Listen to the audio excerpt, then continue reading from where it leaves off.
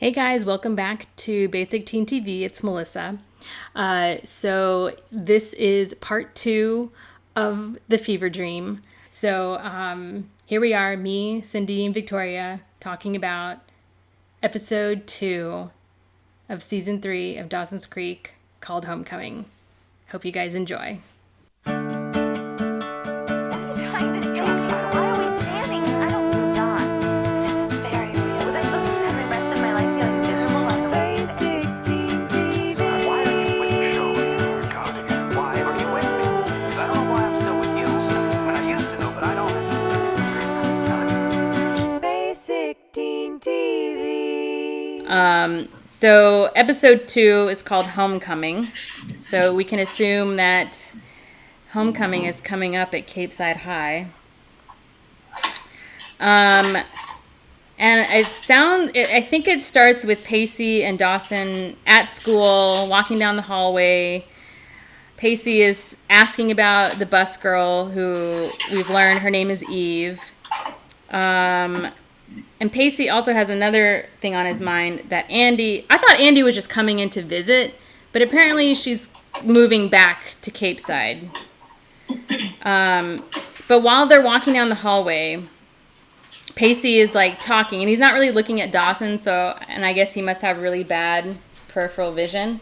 That he can't notice that he can't notice that Dawson's not there anymore. That he can't notice that Dawson's not there anymore. But what's happened to Dawson is that Eve, who magically shows up in places, she's at the school. I didn't even think she was a high schooler. I thought she was like we thought, a 21-year-old girl. Me too. But she grabs Dawson into some janitor's closet and starts making out with him.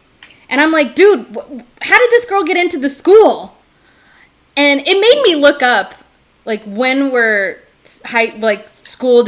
metal detectors and security people implemented into schools. You know, because, like, nowadays, you can't just walk into a school. Like, you have to have credentials. You have to, like, be known that you're coming to the school. You can't just walk in randomly. I think I remember in my high school, middle school days, the doors were always just unlocked. Yeah. Because kids would leave in the middle of the day. But they didn't leave randomly, would they? I mean, also, you would skip class. You would just, like, leave. You bail. Get in your car and leave. Okay, it might have been different for me because I went to private schools from beginning to end. And there was a lot more, like, stricter rules about leaving school. Like, we didn't leave school in the middle of the day. No one ever attempted to skip class. You know, I remember being jealous of my high school friends because they were like, yeah, we went to McDonald's and Burger King for lunch. I'm like, I don't get to do that. We can't leave campus for lunch. You know? Oh yeah, public school, it was a free-for-all.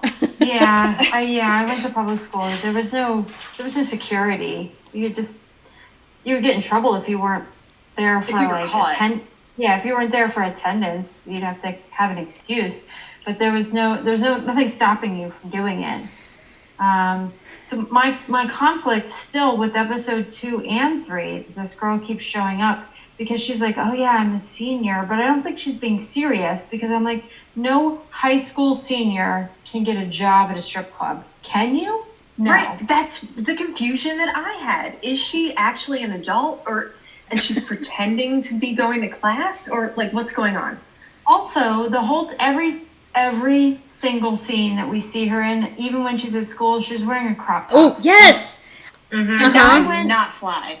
Yeah, I went to public school. You couldn't wear fucking hats. You couldn't wear short shorts, and you certainly couldn't show your belly. And that's exactly what, yes. School. I thought the very same thing too. I was like, how is she getting away with wearing this stuff in school? Like, it is. So, like, again, this character, she just shows up. She shows up at school. She shows up at home. She shows up everywhere. But nobody knows who she is, where she came from, why she's there. Yeah. She solely exists to be this weird temptress for Dawson, and there's no reason for her to be anywhere. And she certainly shouldn't be at school because I really don't think she's a student. I think she's just like... She does say that she is a senior, though, right? Does she say that? Yeah, but I always thought that was kind of her teasing, like, oh, like, did you ever think you as a junior could get with like a senior girl? But I thought she was just saying like, I don't know. I mean, maybe she is, but I always thought she was just saying that as like, because I'm older. Right. Well, I wrote it down. Eve is a senior at Capeside. But I think that's because I heard her say that she was a senior. I guess I would believe it. But the fact that she had a strip club job serving drinks, that's not a job that a high school senior gets. Well, if you can be 18 to enter a strip club, then you can probably be 18 to work at a strip club. And I know, being a server myself, you only need to be 18 to serve alcohol. You know. Really? Yeah. I mean, in Texas you could. I did look it up.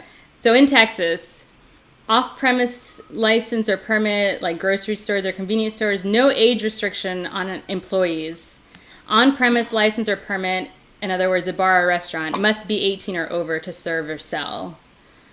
However, in a package store, meaning a liquor store, the employees must be 21 or over. So in a restaurant or a bar, you only have to be 18 to serve in Texas. Or in Texas in the 90s. So I guess it's possible that in 1999, some 18-year-old senior in high school could have a job as a server at a strip club. But also, listen to what I just said and imagine how feasible that is. Think about you and your friends as a senior in high school at 18, and imagine yourself working as a server in a strip club. We're both imagining it. Moment of silence. While we picture that. Well, we're contemplating it. It's absurd. It's absolutely absurd. This is what throws me for a loop. This whole character, who is this person and where does she come from? Why is she here? But this show is famous for introducing us to characters where we're like, where the fuck did this person come from? I think we're not supposed to question it too much. Right, and so I also think all of these characters are just plot devices. Yeah. Mm-hmm. Well, and also if you think about who they were writing this for, teenagers who have very short attention spans, who are not going to even think twice about how this girl entered the scene and how she's going to exit and how she's going to interact with these characters. But this in particular was very confusing because this is someone who keeps showing up and stalking Dawson. And it's like, where are you going home to at the end of the night? You work at the strip club. It was just, there were so many specifics that were included with her character that made it confusing and made us question, like, who the fuck is this, child or not child? I can't tell how old she is. I think for as much thought as they put into introducing this character is how much thought we should give to those questions. It's just like none, which is none. Yeah, none. No thought. Yeah. No thought. Yep. She's just the new girl, the new temptress girl. She's there to, change Dawson in some way, I guess. She feels the spotlight from all of the other subplots though, because I'm just like, who's this bitch? Every time she shows up, I'm like, what is this? What is this? What is happening right now? Every time she showed up, I groaned and rolled my eyes. Because I was like, oh, God. Because she just wants Dawson's dong so much. And that's another question. That in and of itself is very confusing. Yeah. Why? Yeah. That's true. Yeah. I feel like she's dong in Capeside. Why this one? I feel like she's the kind of girl, like she could go after Mitch if she wanted to, and that would be some more aspirational dong than Dawson. Oh, definitely, and that would be a better storyline almost. Like that would be interesting to watch. I'm like, you're groping Dawson, you're like molesting him constantly, and I just don't understand the motivation here. I don't get it either. I don't get it. All right. We've talked about Eve a lot. She's so annoying. She's a confounding character. Okay. Well, let's talk about some other things. 2? Yeah, episode 2, called Homecoming. The other big storyline is that Andi is coming back to Capeside, and Jack's dad comes back into the scene. Which is this the same actor who played Jack's dad in season 2? Okay. He looked different somehow to me. But he is at Grams's house, and he's telling Jack the news that Andy's coming back, and they're going to move back into the house. And Jack is just waiting for him to be like, or maybe Jack just assumes that he'll be able to come back into the house as well. And Jack's dad is like, no, I think it's best if you stay here. And so, of course, the whole issue comes up again of their father not being comfortable, which he's not, with his son being gay. And I think Jack takes it exactly the way that he should. Like, you say that you're doing this to protect me, but you're doing this to protect yourself, and possibly the image of our family. There's a gay person in the McPhee family. So Jack is like, fuck you, Dad. All right, I'm staying here. And Pacey has a weird plan to somehow get Andi out of her mental health facility, which... Well, I think she was due to leave, but she thought her dad was coming to pick her up, and then Pacey was going to surprise her by going one day early with Joey to get her released one day early or something from the institution. And so they show up, and they won't let Pacey into the facility. Rightly so. Rightly so, I believe. Like, you're not a family member. Like, who are you? We can't just release one of our patients into someone who's not authorized to take her. Yeah, and into the custody of a teenage boy. Into the custody of another teenager, yes. So somehow Joey decides to help Pacey out by trying to admit herself. She distracts the admin at the front door by launching into some story about her psyche, while Pacey crawls on the floor. Army crawls. Past the admin window to go back to Andy's room. Andy's room, by the way, is humongous. I was it's a beautiful, luxurious master bedroom suite. Yeah, it's like what the rich... It's like what the rich people say when they say, I went to the spa. There's that stereotypical, thing in TV and movies where when the rich person cracks, they don't go to a mental institution. They go to the spa, which is what this looks like. I'm like, there's no way in hell that that's where she was living this whole time. I mean, it looked bigger than a master bedroom. I was like, the ceilings were 20 feet tall. I was like, what? It was nicer than any of our apartments in New York City.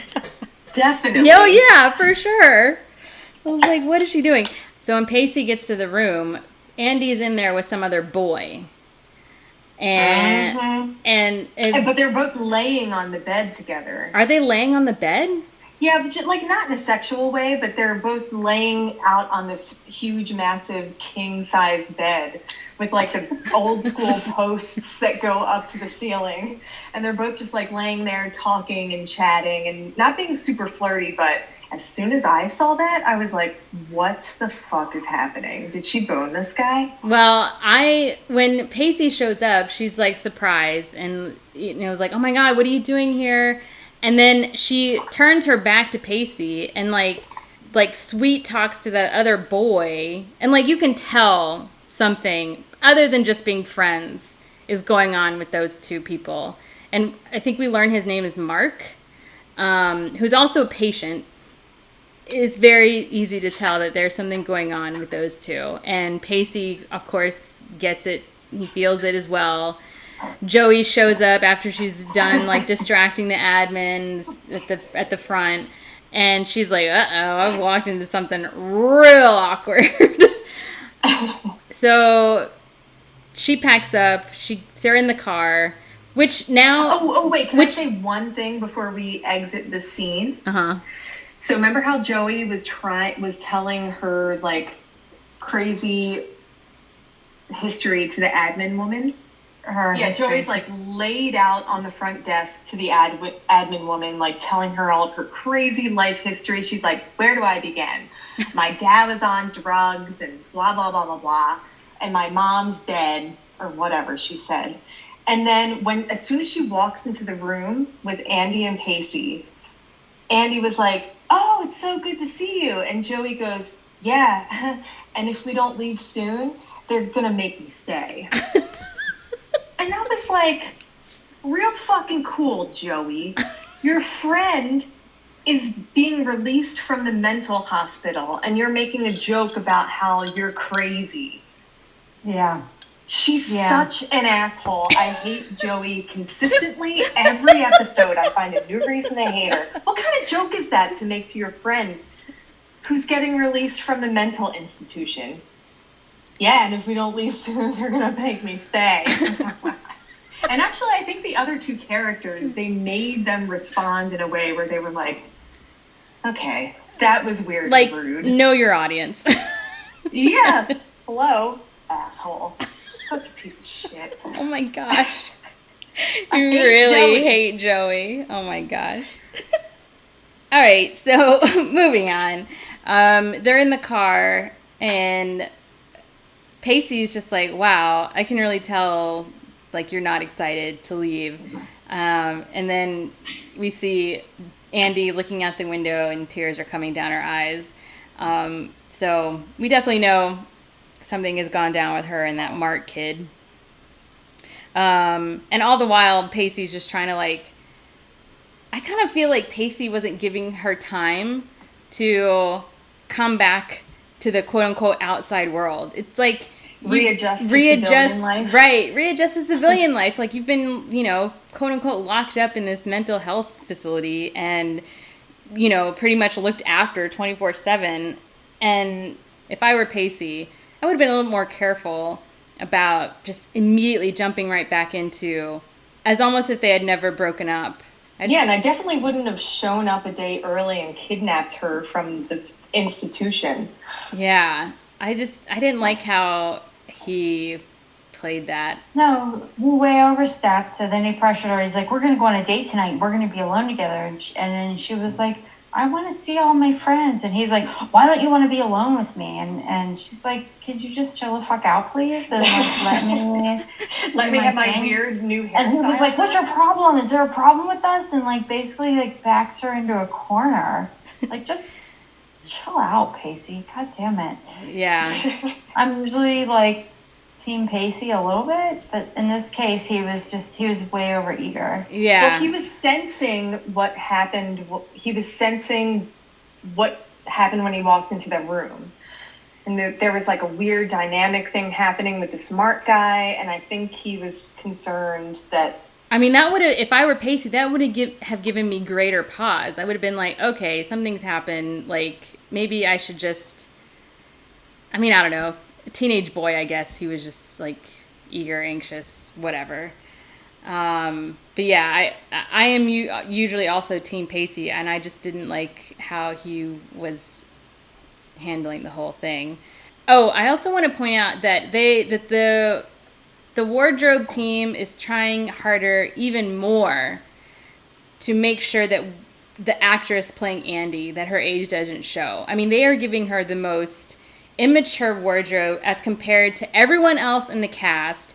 Like, when we first see her, she's wearing overalls and a weird orangey striped t-shirt, and I'm like, this is awful. And then we see her at school, and she's wearing a matching skirt and t-shirt that has like a little butterfly right over. I was gonna say something about that butterfly shirt and the weird pigtails. The weird pigtails suddenly at the pep rally. My notes say, Andi comes home from the mental hospital, bad hair, exclamation point, exclamation point. Right, she has her little fucking pigtails that are like 3 strands of hair. And she's like the whole time like, oh my God, this, that, and the other with her little hair. And I'm like... Well, and also they give her those baby bangs that were really hot in the 90s, which are not attractive at all. And I was just like, man... They were just trying so hard. I mean, at this point, she's probably like 30, 31, playing a 16, 17-year-old. Yes. So I mean, I get it, but at the same time, I was like, they went too far with her hair, with her wardrobe. I couldn't take it. I was like, this is terrible. If I picked up my ex-girlfriend from a mental institution with that hair, I would assume that there had been no progress in the months that she spent there. I'd be like...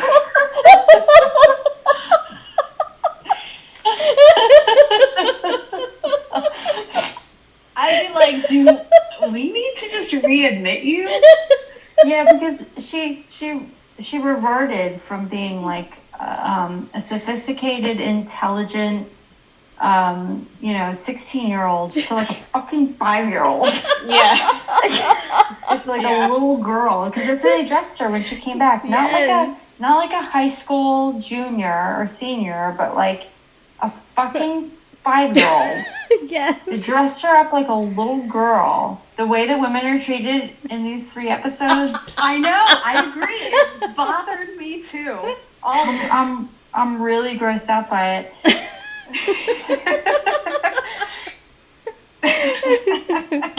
It was deeply disturbing. Okay, so there's there's a couple other things that happen. Mm-hmm. I mean, a homecoming is not about a homecoming dance, but about Andi coming home. So that's the major theme of this episode.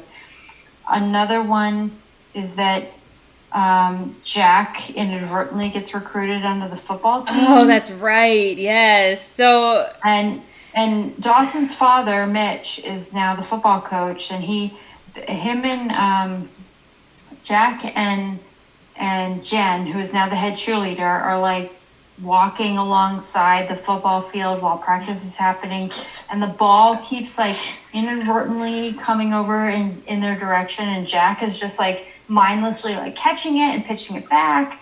And I mean, they really beat it over your head. Like, I mean, yeah, it happens like 8 times. Yeah, and then Mitch is like, like a little light bulb goes off over his head. Like, and he's like, if anyone watching this show cannot tell what is about to happen, I mean, like, you're a dum-dum. Well, honestly, I missed the first 7 times that Jack caught the football, and I had no idea that happened until you guys just mentioned it now. But the last one, I noticed, one where they really hammered it over the head. Yeah, I remember watching that scene. I was like, "Oh, okay, I know what's gonna happen now." Is that they've already done it with Jen's character, where they've given her a role as head cheerleader, which is completely the opposite of her character, and they're doing the same thing with Jack. And Jack, who, from I think even he says it. He's like, "I'm not gonna play. Like, you're kidding, right?" And he says that he doesn't want to play because he's afraid of like what might happen to him, which is that idea of having a gay player on the team. So he's worried about people finding out and there being backlash. That was a true concern for Jack. But at the same time, up until this point, we don't know Jack as a athletically inclined person. He just seems to magically be able to catch a ball and throw it back. Yeah, he's naturally inclined in football, so Mitch is like, and he's kind of seen as like the savior of the team. Like, you're going to be the person who's going to save our team. So he ends up joining the team, right? Meanwhile, a notable character here is Michael Pitt, who plays. He's like a freshman football player. Oh, the freshman quarterback. Yeah, Michael Pitt is the actor. He portrays Henry Parker. Henry, yeah. That little blonde kid? Yeah. Yeah. But he was in Boardwalk Empire. He was in... I was going to say, I recognize his face, but again, I didn't bother to look him up. I mean, in this role, he was nobody, but he goes on to be somebody, so... No, this is his biggest role. In his entire career. This was not his biggest role. He's a notable, person who started out in Dawson's Creek and goes on to Dawson's Creek is like the Law and Order for teenage actors.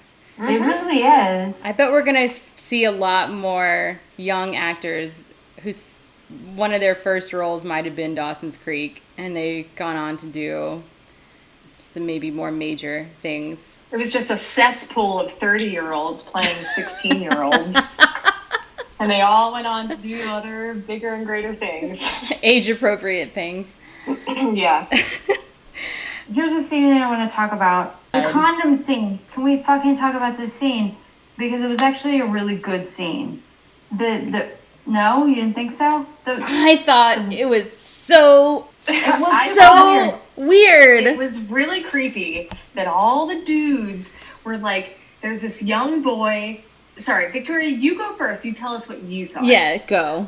That was my first, not my first, but it was one of the inklings that the writing for this season was different from previous seasons. And I thought they were trying to go, I don't know if it was a good scene, but it was a scene where they were trying to go outside of their usual, like they were trying to like break the fourth wall a little bit. So Dawson is just like looking, he's may or may not going to hook up with this chickie. And he goes to the drugstore and he tries to buy condoms. And the guy behind the counter is like, we don't keep them behind the counter. Fucking go to aisle 4 and pick up your own condoms. So he's on aisle 4 and you see the camera is the perspective of the condom wall. Yeah. Mm-hmm. And he's trying to pick out and he's just looking. And then all of a sudden, all these characters from behind him, it's like a weird comedy sketch. Yes, that's what it felt like. And it was a weird scene, but I also thought they were like with that on, as opposed to some of the other stuff that they were doing, they were trying to try something new. And so like one guy, like middle-aged balding guy, like pops up over his shoulder and it's like, buy this because of this reason. And then like another guy pops up and then like a lady in the background pops up. It was bizarre, but not as bizarre as everything else. Everything else. But it was a moment where I felt like they were trying to do something a little like quote unquote experimental with the show, like a little, I don't know, for the 90s, for 1999, it felt a little. Well, besides the condom thing in general, I don't know if you guys noticed, but the filming also, the camera angles in the entire 3 episodes that we saw were entirely different from the second season. How they were filming from the angle of the condom wall. There were a lot of close-ups. There were a lot of like handheld shots, like when characters are walking, they zoom into their faces and stuff. Like all of that is new and different. But I also just thought it was really weird that there's like this creepy old fat guy who's hanging out in the aisle, and then he just like swoops in behind Dawson, giving him recommendations on what kind of condoms to buy. Yeah. I mean, it was weird, but they were trying to do a bit. They were trying to do a bit in the middle of, like, it was a comedy bit in the middle of this episode. That's true, because then when the older woman walks up and she's like, what did she say? Something about, like, this one gets, I can't remember what quote she had. Something like, this one gets all the women going, or this one works for me. And then all these other guys swooped in and got her recommendation. So it was like... Yeah.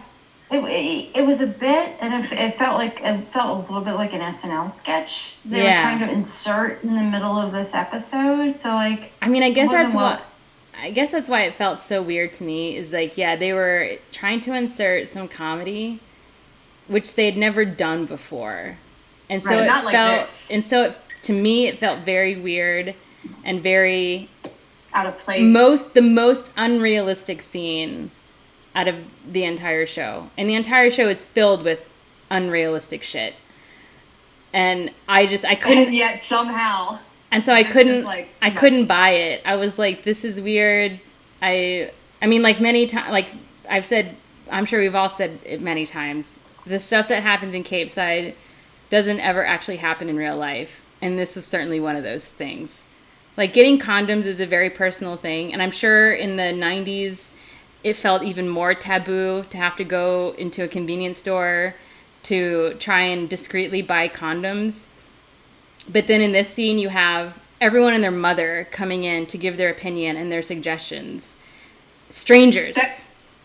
Strangers. Adult strangers.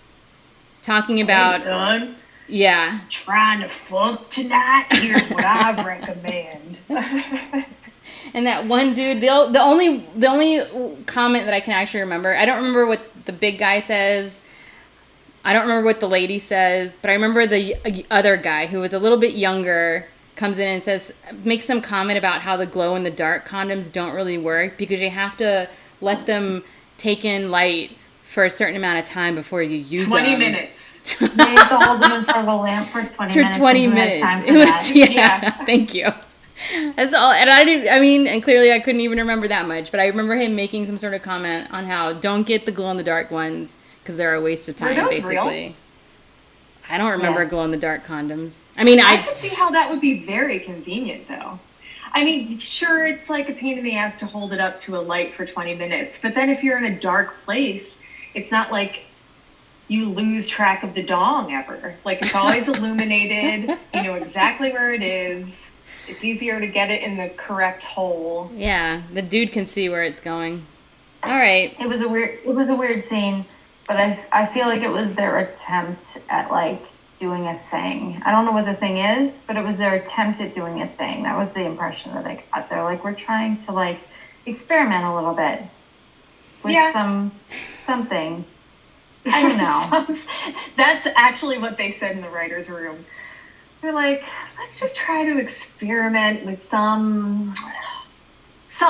Let's just put it in there.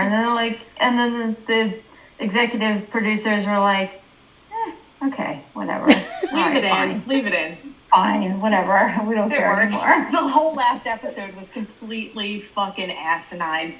Leave it in. Why not? I mean, there's another weird scene. I think it's in episode 3. Is it? I don't know. What are you talking about? The scene where Jen describes a particular sex. Oh no, that's this episode. Is it? Oh, okay. Yes, it's my next note. Oh, yes, Jen it is in this episode. The one to go to for sex talk. And the reason why this comes up is because, so now finally Dawson has his condom purchase. It's in a paper bag. He pulls up, I don't know where he went, but Jen's there. And he like drops the bag and Jen picks it up and looks inside of it, which is rude to examine someone's paper bag that they got from the pharmacy. Because they might have drugs in there or like personal shit. And she sees the condoms and she's like, oh, Dawson, I didn't expect this from you.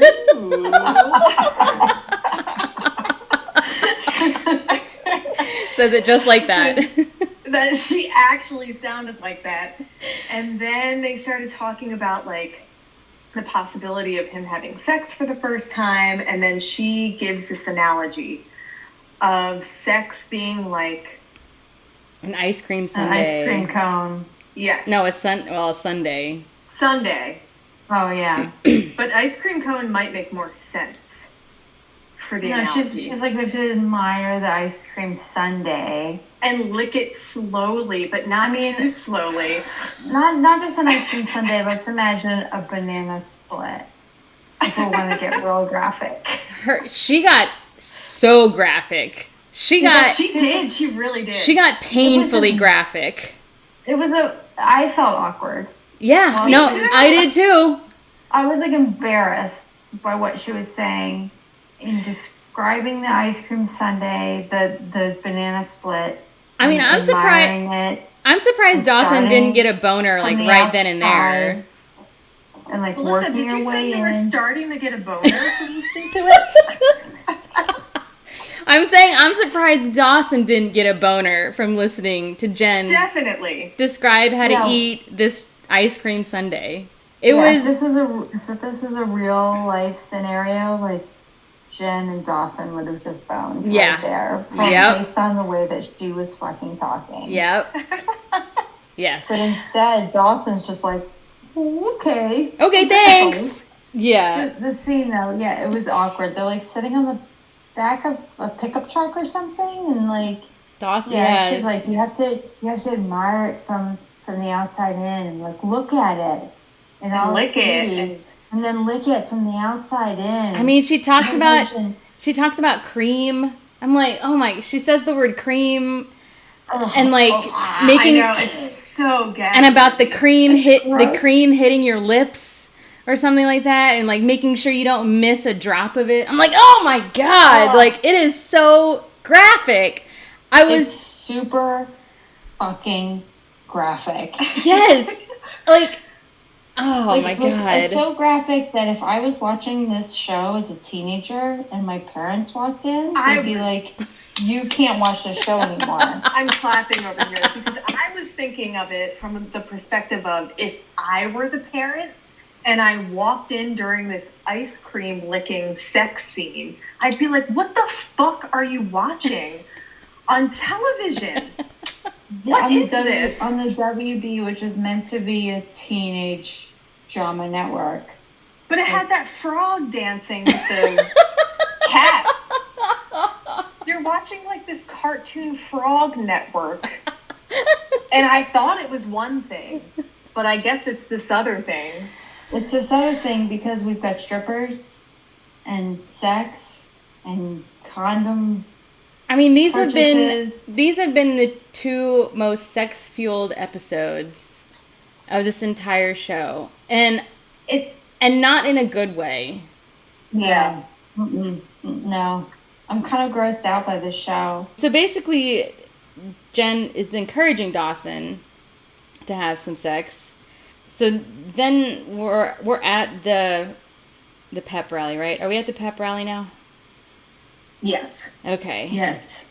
Andi, in her attempt to just remain with the group, like she really doesn't want to spend alone time with Pacey, convinces the gang to go because Dawson's going to be there, Jack is going to be there because he's on the football team, so why not just have the whole... Well, they don't know yet. They don't know that. That's revealed when he walks out into the crowd. Oh, really? Oh, okay. No one even knows he's on the team. Oh, all right.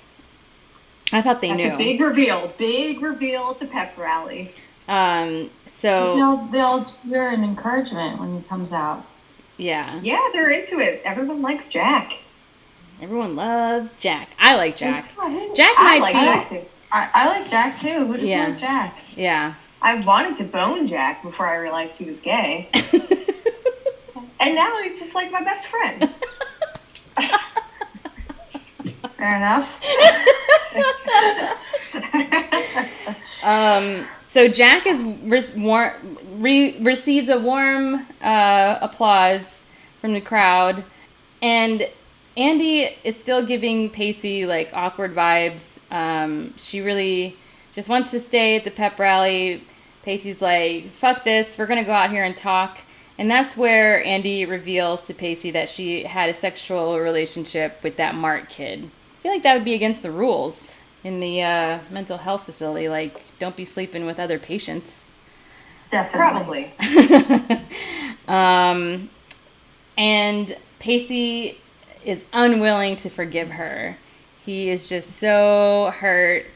He's like, I can't even look at her face right now. I would react in that same way, though. I mean, she had a lot of good points. She's like, just please listen to me. If we're going to have this talk right here, right now, with my pigtails on my head, just promise me that you'll listen. And he was like, okay. And take me seriously in my pigtails and butterfly shirt. Yeah. And she was like, and I actually thought this dialogue was really good. She's like, I was in the mental institution and I felt so alone and so scared that I would never live a normal life again and I'd always feel this way. And then I met Mark and we were just friends and we really bonded on the fact that he felt the same way I did and I had someone to relate to and blah, blah, blah. And I actually thought that was a really sensitive treatment. I mean, that makes and it makes perfect sense. I mean, yeah, she was even saying that Mark had similar. He had a girlfriend too. Yeah, like their lives seemed parallel somehow. That a lot of her experiences were his, and they just related on so many things. And it makes absolute sense that would happen. It also makes sense that it would turn into something more. You know, when you're able to relate to somebody like that so much so quickly, like, I think that was all that being said, I would have a hard time just being Pacey and being like, all right, you know, I really, I heard your story. I heard that you fucked someone else when you were in the mental institution. I love your new look. Let's just keep this going like it was before you left. Yeah, I love all these changes that have happened. So what you're saying, it's more about her shitty pigtails than it is about her sleeping with Mark. It's a huge problem.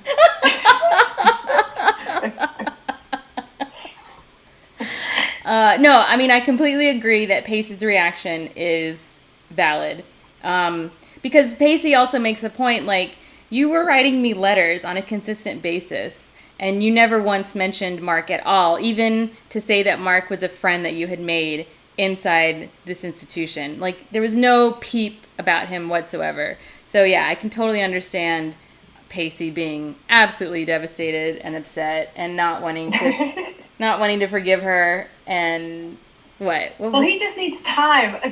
Just how you were like absolutely devastated. I can totally understand how he was absolutely crushed. I can't believe it took you this long to drop an accent. Well, I mean, it's true. Yeah. It's true. He's heartbroken. He was in love with her, and she slept with some other dude while she was in the mental hospital. But then he was also, like, really cruel about it. He was just like, I can't forgive you. I'm done. We're done. I actually made a note. There was one thing that I thought was really funny. So he went back to meet up with her because she was sitting outside. On the dock. Was that this episode? Yeah. Yeah. And Joey was like, just go talk to her. Because if I've learned anything, it's that after the anger has dissipated, then you realize what you've lost, or whatever dumb shit Joey says that she always says. So Pacey was like, fine, I'll go talk to Andi, who's sitting on the pier alone. And she was talking, and then they, like, stood up, and Andi grabbed Pacey's hands. And she was like, do you forgive me or something? And he was like, I can forgive, but I can never forget. And then he grabbed her hand and removed it from his. And I just wrote, lol. I can't believe that was a lol moment for you. He couldn't even have her hand on his. He was just... He was so devastated. So Pacey and Andi officially break up, I guess. And back at the pep rally, Eve shows up, again, like magic, like she does in every scene. She just randomly shows up. And she's like, okay, it's on. We're doing this right now, right here, right now, at the pep rally. We're banging this out.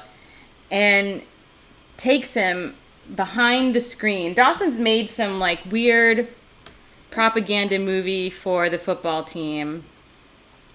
And he's showing it at the pep rally to get everyone fired up. And they're behind this screen trying to get it on. And I don't know, he's sitting on, like, the control box or something and is moving the screen up and down. And he, like, stops himself. He's like, did you hear that? What is that? Did you hear that? And he's like, it's nothing. La, la, la, it's nothing. Come on. And he does that. And then the final time, he just does it where it takes the screen all the way up. And it's revealed that they're, like, on their way to having sex behind the screen while everyone is watching this weird movie, this weird football movie that he's made. Yeah, he made, like, a docudrama about, like, all the football players, like, lives, the teenage lives. Meanwhile, he's, like, getting it on with Eve. So the screen rolls up, and he's, like, his shirt's unbuttoned. And she's, like, shirtless in her bra. And they're, like, making out. And the whole school, which appears to be about, I don't know, 100 people, which seems small to me. But like the band starts playing their like song and everyone's cheering and clapping. They're like so proud of Dawson for like making out with some 20-year-old stripper on stage, and it's like his hero moment. And they take a bow. I'm like, what is going on right now? Dawson's dad is like giving him basically like the thumbs up, like way to go, son. The principal, like, doesn't even the Principal Green doesn't really give a shit. No one cares. Yeah. I mean, they're applauding him. I was like, again, what is going on? What is happening? Joey is pissed. She is pissed off. She looks pissed. Yeah, she looks very pissed. Yeah, she's like, fuck this hoe bag that's invaded my Another blonde has come in to steal Dawson away. Dawson is like, of course, again, typical Dawson fashion. He's not just down to clown. I mean, he just doesn't want to bang anybody just to bang somebody. It has to be for a reason. And he says a line, like, Eve says something to the effect of, like, everyone has sex for a reason, or, like, I don't remember what she says, but Dawson's like, I want it to be for every reason. And he's so... Every reason? Yeah, like, he wants to know the person. He needs to not just a reason, because she was like, everyone bangs for a reason. A reason, yeah. And he was like, I want it to be for every reason. Yeah, it's a very romantic idea that his first time is just going to be amazing, wonderful.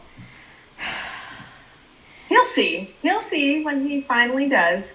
That it's not going to be the best experience or whatever. He does in the series, right? He eventually loses. Presumably, he loses in the next episode. What? No. I thought episode 3. Wait. Let's finish. Yeah, I don't either. Let's. I don't have that in my notes. Wait, what? I just assumed. We'll get there. Yeah, we'll get there. Let's finish up episode 2. So. Basically, Dawson's like, I don't want to have sex with you just to have sex. Like, I want to get to know you. He's like, I don't even know your last name. And that's where we learn Eve's full name. Eve Whitman. Whitman. She comes out from, like, stage right, just, like, walking around in her bra with her, like... I know, she's shirt only in her bra. Her shirt tied around her waist. I'm like, girl, hello? Like, I know... Where's she been this whole time? Yeah, we don't know where she went. Dawson's like packing up all of his gear, and she's just like... And she's still half naked. Yeah, off stage. Wandering around this fucking theater backstage area. Backstage left. Probably banging like the theater director in the school or something. I don't know, she's so horned up all the time. Yeah, I mean, yeah, she is the sex kitten. I mean, so I kind of like... I mean, I guess we get the sense that they're going to continue whatever it is they're continuing. But for the time being, they're not banging it out right now. And we see Dawson and his dad come home from the pep rally. And Dawson's dad, like, looks over and sees Joey out on the dock. I guess the Learys have their own personal dock for their personal dinghies. And she's just, like, sitting there. And Dawson is like, that's weird. What's she doing here? And he walks over, and she's just like, I'm just drawn to this place. I'm just, like, your house. Yeah, even when you were gone for so long in the faraway land of Philadelphia, Pennsylvania, I just couldn't help but come here and just sit by the water. There's something about this place that draws me in. Yeah. Okay. Whatever. So they kind of have like a conversation about their relationship, and they both kind of come to terms with each other. They have a very like adult, mature talk about their relationship. But they said a lot and nothing at the same time. It was a lot of vague speak about relationships ending and not really being the right fit for one another, but they were like doing a lot of beating around the bush and not really saying much, but it was like a 10-minute scene. Yeah. But I mean, we come to, maybe see a little bit that I guess they're just going to attempt to be friends. And then Dawson does a really weird thing. He takes off his, like, choker necklace thing, which, I mean, to this point, like, we don't know the importance of this necklace, but the mere fact that he takes it off and puts it on her gives the impression that it's an important object. Okay, I wasn't sure if I missed something in a previous season. No, I don't think you did, because I didn't get it either. I'm like, what is so important about this necklace? Like, I don't get it. It's never been brought up. Like, I've never noticed that he wears it all the time. I'm like, what? Like, very weird, awkward symbolism, I guess. I was like, I don't get it. You know, and Joey kind of looks at it lovingly, like, oh, you're giving me your necklace? You're giving me your choker? Thanks. Your choker? On Dawson, it was like a choker, because he's got a thick old neck. And on Joey, it's like a pendant. It goes like all the way down to her cleavage. Well, he needs a thick old neck to hold up that mushroom cap that he has prepared.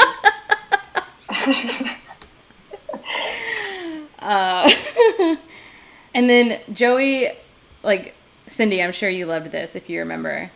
But Joey says to Dawson, she's like, do you think there's a Joey for every Dawson? And there's a Dawson for every Joey?